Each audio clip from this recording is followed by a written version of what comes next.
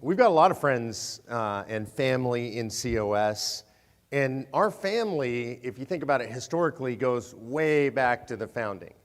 Because what we're all about is Article 5, and Article 5 gets put into the Constitution back in September of 1787. And one of the most important days in American history, in my opinion, it's not celebrated except by us, is September 15th. Okay, and why is September 15th the most important day in American history?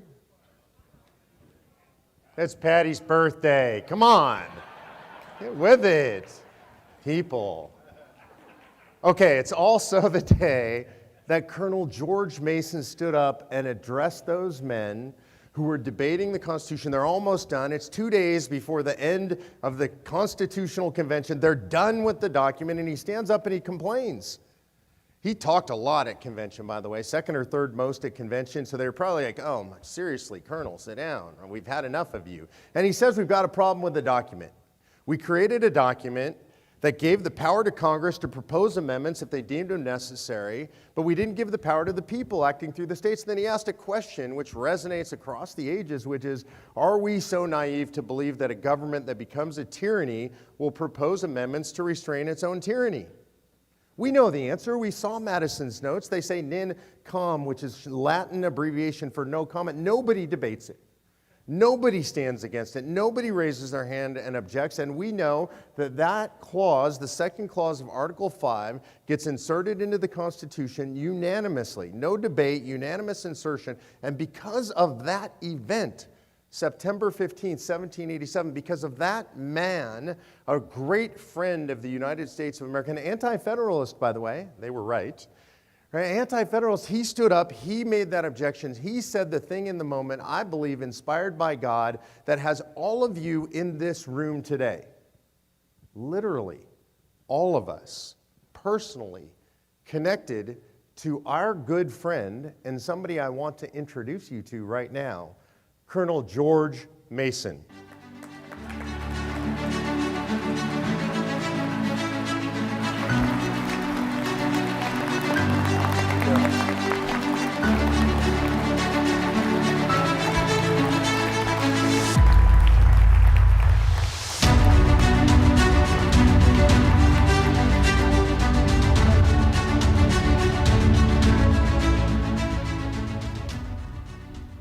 Great honor, Colonel Mason. Thank you, sir. for being Thank here. you. Thank you. Well, if you're expecting the gold of oratory or the silver of rhetoric, prepare to be disappointed. For such silver and gold have I none. I am no Patrick Henry. But what I do have I give unto thee, which is reason and principle. Chief among them being that all men are by nature equally free and independent and possess certain inherent rights. And secondly, that all power was originally lodged in and consequently is derived from the people. These principles, coherent with our Holy Scriptures, implicit in the Magna Carta, inherent in the English Bill of Rights of 1689, and thoroughly explicated in philosophy by men such as John Locke and others, are so manifest to reason that, as Mr. Jefferson so eloquently stated it in our Declaration, we hold them to be self-evident. Now, I know that I have acquired the name and reputation of an anti-federalist. It is not an appellation that I willingly sought. I would much rather be known for what I am for, which is liberty, rather than what I am against. Nevertheless, I do not deny that I am adamantly opposed to the Federalists' vision for our constitutional republic. Not that I am opposed to the Constitution, but that I believe under their construction it affords insufficient safeguards against the very yoke of tyranny which we threw off our necks with much expense of money, time, hardship, and blood. It was never my intent to cast myself as an opponent of a national constitution as I have been slanderously accused, nor against men who are my friends, with whom I ardently strove for our dear independence. How then did we come to such loggerheads? If you will permit me, I will offer a brief recitation of the circumstances that brought us to this place. Year 1776 was momentous, not only for the founding of the United States, but many forget for the founding of the states themselves, which had to resurrect new governments out of the collapsed rubble of the old colonial ones. I was charged with framing the government for Virginia. And in spite of my failing health, my innate distaste for politics and the public life, I accepted the charge because of the necessity of the time.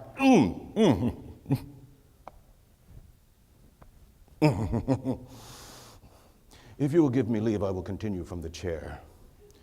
Long have I been afflicted with the gout. It is the messenger of Satan sent to buffet me. I consider myself a pleasant gentleman, but I do confess that when my malady flares up, it might tend to make me irascible. I pray you forbear. As I was saying, I accepted the charge, and I confined myself to a room in the Raleigh Inn there in Williamsburg, and I set to work. But before I wrote a single word concerning the structure of government, I set forth first the most necessary document for any government of a free people, which is a Declaration of Rights, containing not only the principles for our government, but more importantly, enumerating several rights of persons, including the right of the people to reform, alter, or abolish their government, the right to a free and independent press, an indispensable bulwark of liberty, the right of the accused to due process of law, the right to the free exercise of religion according to one's own conscience. It should be noted that the stronger wording of this latter article, young Mr. Madison had a hand in that. I had originally penned one concerning religious toleration, but Madison objected that toleration speaks merely of a concession, but religious liberty is a right. And his point is well taken.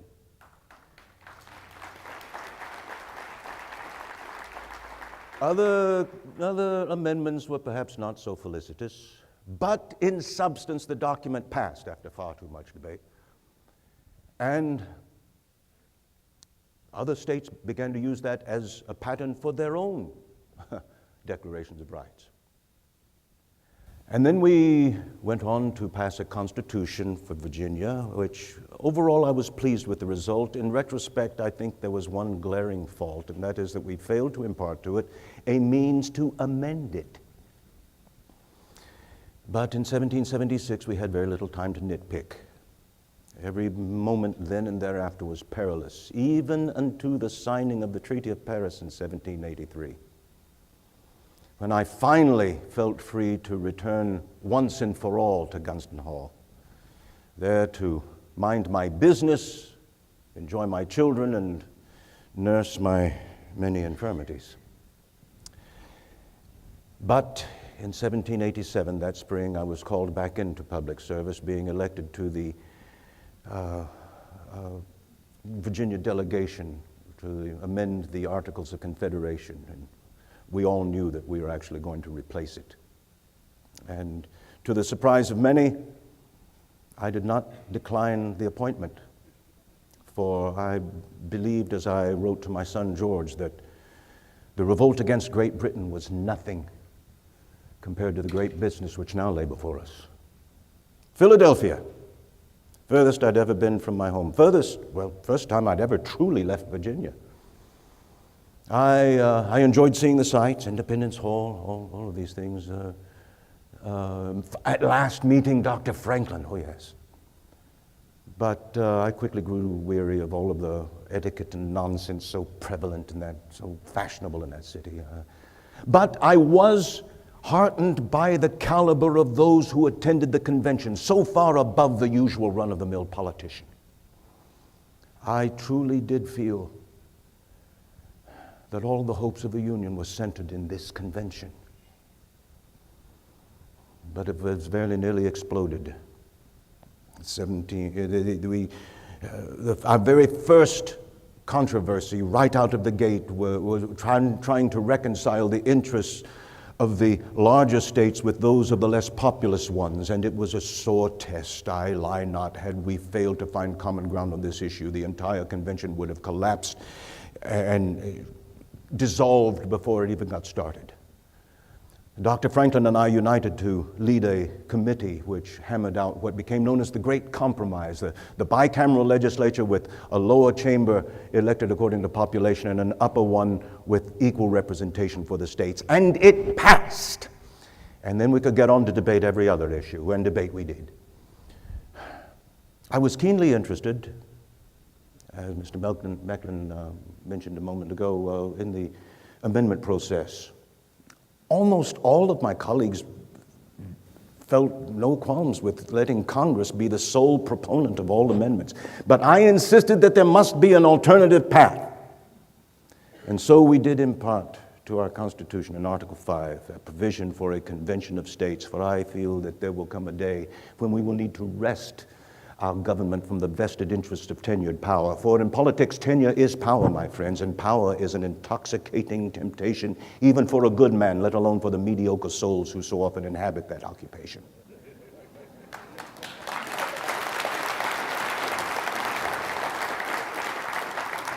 On other issues, I was less successful in debate. Slavery, the power of the Senate, the issue of term limits. Most distressing of all was the failure of the convention. No, not the failure, the refusal to impart to the Constitution a Declaration of Rights. Oh, it vexed me to see such intelligent men be so short-sighted. On this issue, I could not compromise. But in September, the document came up for a vote, all members signing who were present, save 3, Governor Randolph, Elbridge Gerry, and me. And then the debate for ratification raged, and you know, Hamilton, Madison, and Jay wrote their pamphlets, I wrote mine, and their side prevailed. The Constitution was ratified.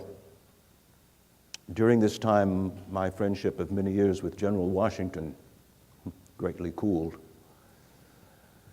Oft have I been a guest at Mount Vernon, and we have exchanged many, many hours of conversation, of exchange of ideas, of warm fellowship.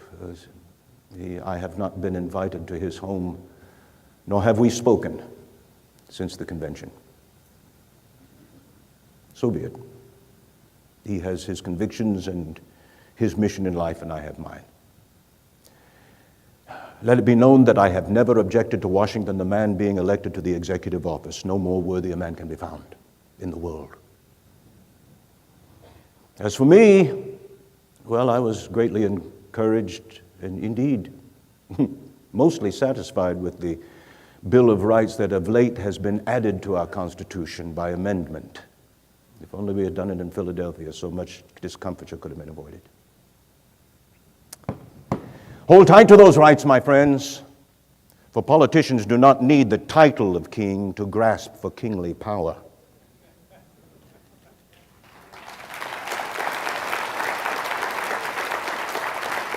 But if worse comes to worst, we still have recourse to a convention of states, have we not?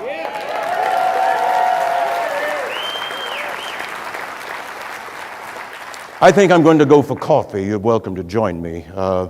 All us patriots quit tea in '74, you know.